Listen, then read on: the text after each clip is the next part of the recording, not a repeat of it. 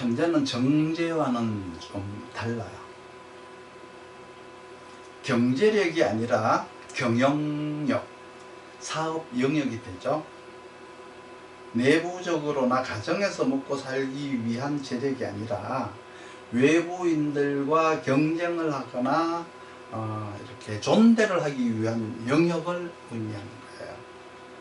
그러니까 편제라는 것은 먹고 살기 위한 영역 이외의 영역을 편제라고 해요. 흔히 경영권, 운영권 등이 이 속에 들어가 있어요. 그래서 편제는 먼저 재생사를 해야 돼요.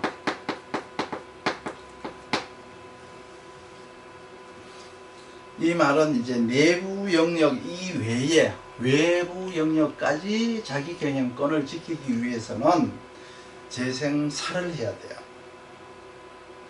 그러니까 경영권, 운영권을 지킨다는 의미가 있어요. 재생사를 속에는. 정제가 재생관을 하는 것은 소유권이라고 했죠.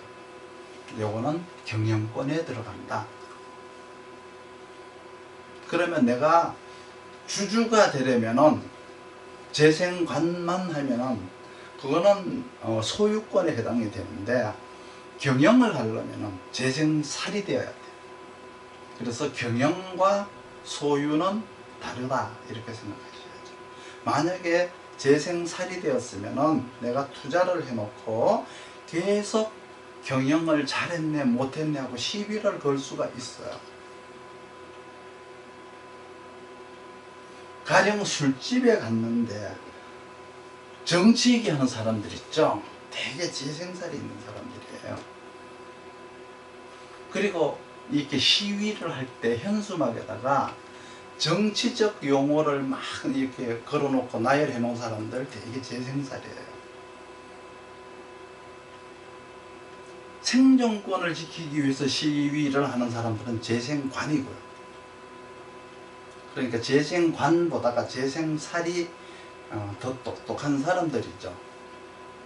어리숙하고 보호받는 사람이나 매일 손해를 보는 사람들은 재생관인 것이고, 항상 자기 권리를 찾기 위해서 전투적이고 모든 것들을 확장적으로 이렇게 나아가는 사람들은 되게 재생살적이다 이렇게 보시면 되고요. 그리고 나서 이렇게 편제라고 하는 것은 반드시 식신의 생제를 받아야 돼요. 아까 정제의 식신생제는 뭐라고 했죠? 자기가 살기 위한 거라고 했잖아요. 근데 이 식신의 식신생제는 영업 확장 행위에 들어가요. 사업 행위에 들어가는 거예요. 이거는 식신생제가. 항상 경쟁에 대한 사업 행위라고 보시면 돼요. 그래서 능력 발휘 행위, 영업 행위, 영역 확장 행위, 이러한 것들인데 결국 내가 열심히 뭔가 노력하지 않으면은 돈이 벌리지 않는다는 의식이 있어요. 여기는. 그래서 사업을 통해서 영역을 열심히 넓혀 나가야 된다는 의식이 식신생제 속에는 들어있어요. 그래서 이 식신생제라고 하는 것은 영역을 넓혀서 영역을 확장한 다음에 거기에서 오는 파급 효과를 누리려고 하는 것이 식신생제예요. 아까 상관이 정제를 생각하는 것은 완벽을 추구하는 소심한 사람이죠. 내 가족을 위해서 사는 사람이라면 상관생제는 또 파급 효과보다는 실제 벌이 활동을 하는 거예요. 만약에 운에서 상관생제가 먼저 오는 사람이 있고 식신생제가 먼저 오는 사람이 있잖아요. 그런데 상관생제가 먼저 오면은 되게 상관생제라는 벌이 활동이니까 파급 효과가 줄어들어요. 이걸 가지고 축소 효과라고 하는데, 만약에 먼저 식신생제 운이 오고 나중에 상관생제 운이 온다면은 식신생제로서 파급 효과를 먼저 누리고 나서 그 파급 효과를 통해서 들어오는 수입이 상관생제로 들어오는 거예요. 상관생제운이 나중에 들어오게 되면, 그러니까 그 사람이 벌이 활동을 하는데 식신생제냐 상관생제냐에 따라서 그 방법론이 달라진다, 다르다, 이렇게 이제 보시고요. 편재를 생하는 식신생제라고 하는 것은 영역 확장, 그리고 파급 효과, 보여주기 효과, 외연 확장 효과와 같은 것들인데, 외연 확장 효과 중에서 유명세 효과라고 하는 게 있어요. 이 브랜드 효과라는 말도 여기에 포함이 되죠.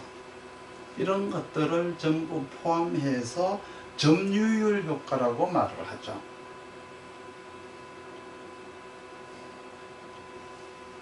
물론 일간이 지나치게 왕하거나 인성이 지나치게 왕한 자들은 이런 효과를 보려고 열심히 일을 하면 할수록 나쁜 소문만 뻗쳐나가게 돼 있어요. 그렇기 때문에 너무 일간이 신앙하거나 인성이 신앙하면 조심해야 돼요. 인성이 가령 너무 지나친데 이렇게 식신생제를 많이 하게 되면은 과중과로로 쓰러져요.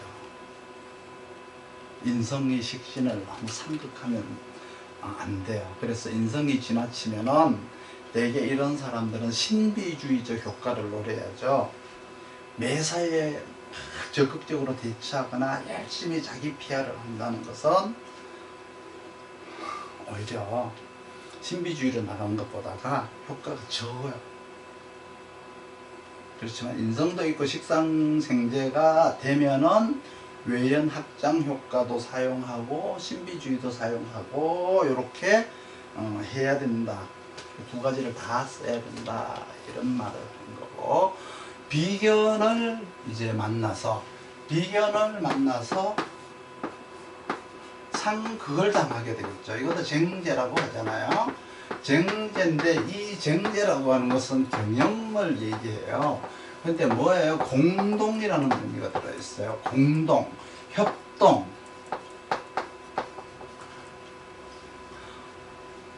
그러니까 공동투자, 공동경영, 뭐 경영참여형, 협동조합형, 뭐 의견수렴제형 경영 등 어떤 여러 사람들이 공동체를 구성해서 다 같이 잘 살아보자 라고 하는 의미가 이 속에 들어있어요. 그러니까 편재가 비견이 있다. 그러면 평생 오해를 받고 살아요. 이게 무슨 말이냐고요? 우리나라 사람들이 제일 꺼려하는 게 뭐예요? 동업이죠. 동업을 하면 잘못된다는 생각들을 해요. 친구를 만나서 어울리면 잘못된다. 그러니까 뭉치면 안 된다 그래요.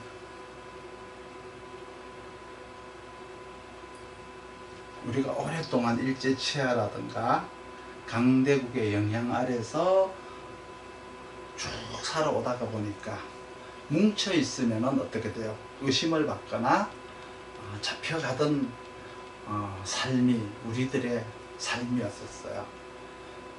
그런 아직도 그 외세가 조정하던 문화와 어떤 그러한 어떤 법칙과 간섭에 익숙해져 있는 상태로 우리는 세상을 살고 있죠.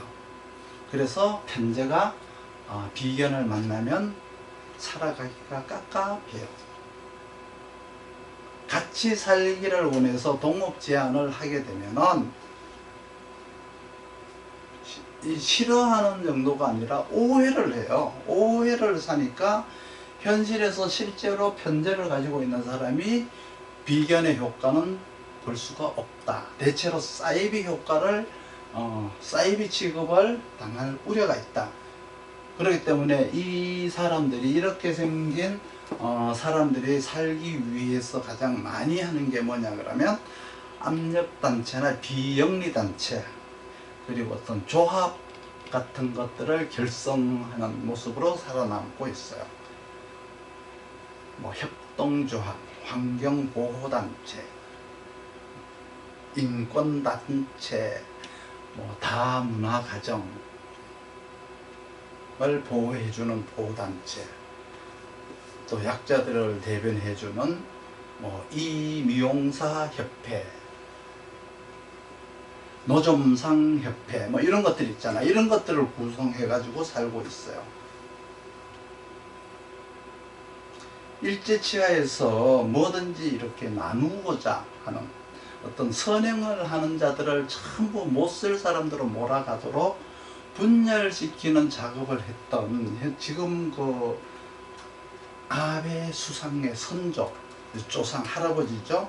그 집단들의 승리라고 보이는 거예요. 지금 아직까지 우리가 살아가는 모습들이, 이 사람들은 자기 나라에서는 위대한 사람들이지만 우리가 봤을 때는 굉장히 나쁜 사람들이에요. 왜? 아직까지 우리는 그 사람들의 영향 아래에서, 그 사람들이 길들여 놓은 정신 속에서 우리는 살아가고 있기 때문에 그런 거죠.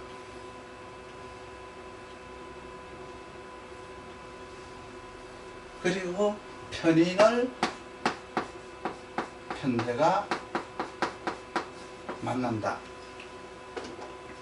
편인이 편제를 만나서 제극인을 한다라고 하는 것은, 이것도 제극인이죠. 편제가 편인을 제극인하는 거예요.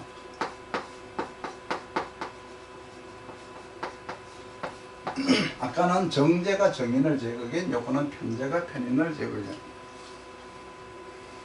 이거는 정인이 정제에게 제극인 당하는 거 반대예요. 기부, 사회 환원 등의 역할을 말하는 건데, 편인을 만나게 되면은, 그러니까 편인이 편제를 만나느냐, 편제가 편인을 만나느냐 조금 차이가 있는데, 일단은 이렇게 편제가 편인을 만나면 편제가 강해지죠. 그리고 편인이 약해지잖아요. 그러면 편제라고 하는 것은 불쌍한 사람들에게 기부, 제공, 이렇게 조달을 해주는 역할을 해요. 대체적으로 이걸 가지고 활인공덕이라고 하죠. 근데 편제가 편인을 만나는 활인공덕은 물품 활인공덕에 들어가요. 편인이 편제를 만나는 활인공덕은 재능이나 어떤 봉사적 활인공덕이에요. 그러니까 편제가 편인을 만나는 활인공덕은 물질적 활인공덕, 정제가 정인을 극하는 제극인은 반대로 자기가 가져오는 거죠. 가까운 사람들이나 힘겨운 사람들 걸 가져오는 거예요. 흉신과 길신의 차이가 이렇게 많이 나요. 흉신이라고 하니까 굉장히 나쁘게 보는데 말 그대로 나쁘죠. 평생 바보짓만 하고 살잖아요. 있는 거를 다 가져다 주고 사는 이런 배우자를 만나면 안 되죠.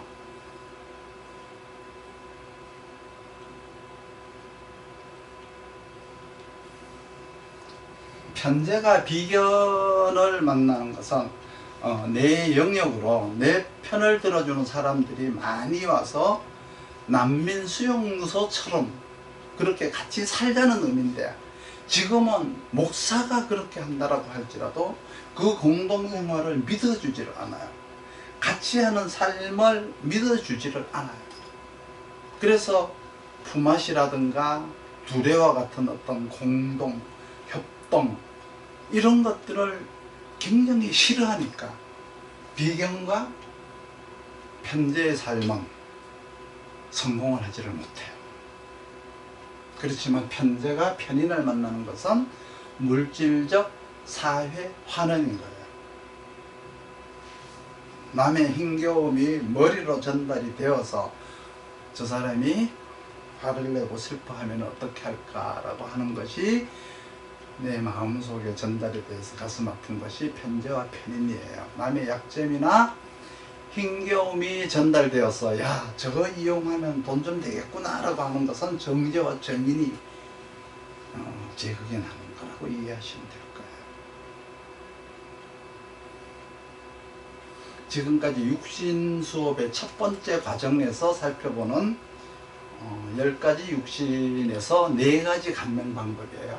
4가지 감명 방법을 했는데 요 외에 이제 빠진 게 뭐냐 그러면 상합과 합거, 합파 요 3가지를 또 해야 되는데 요거를 또 하나를 묶어서 요거 4개 하고 상합, 합파, 합거를 묶어 가지고 생화극제 방식이라고 하는데 생화, 설화, 재화 요거를 묶어서 이제 생극재화라고 해요. 생화극재라고 해요.